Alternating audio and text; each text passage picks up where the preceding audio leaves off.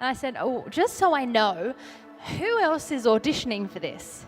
And they said, oh, we've got, a model, and we've got some bloggers that are doing it. And instantly I thought, okay, well, that's it for me. Why would they want, a new mum, someone who's never been on TV, very ordinary person?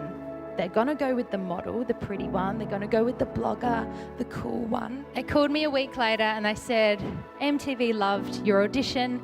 You've got the job. We're going on the road for the next 3 months. I couldn't believe it.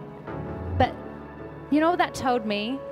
That told me that you don't have to be what you think others think you should be to get the things in life that you want.